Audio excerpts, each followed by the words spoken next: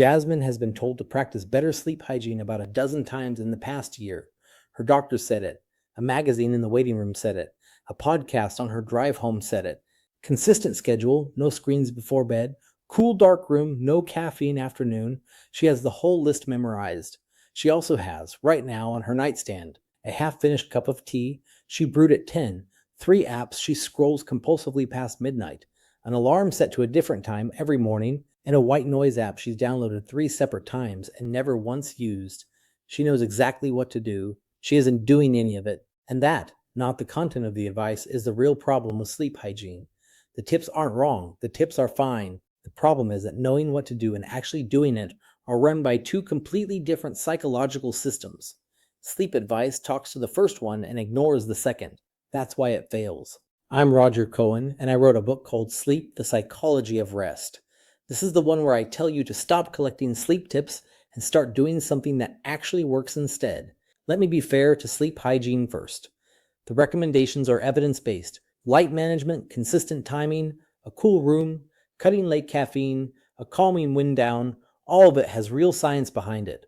The advice is correct. It's also one of the least effective things in all of sleep medicine when it's handed to you as a list, because a list assumes the only thing standing between you and better sleep is information, and for almost nobody is information the missing piece. Jasmine doesn't have a knowledge gap. She has an action gap.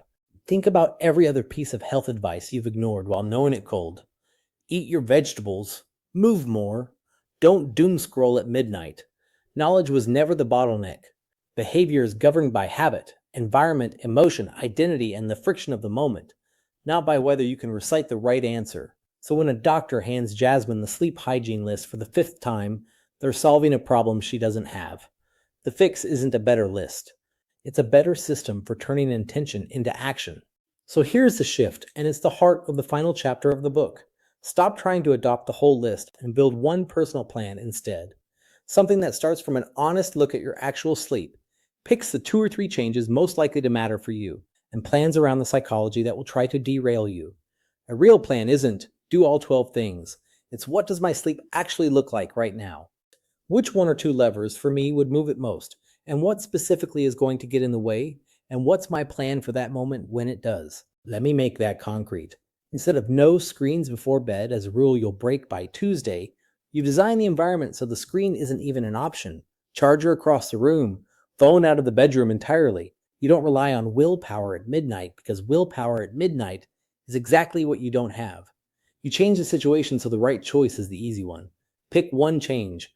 Make it stupidly easy to do and slightly annoying to skip.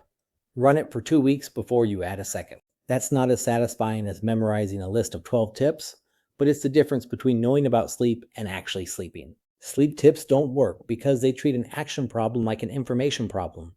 You don't need to know more. You need a plan that survives contact with a tired, distracted midnight version of you. That's exactly what the last chapter of the book walks you through. Step by step, building your own personal sleep plan.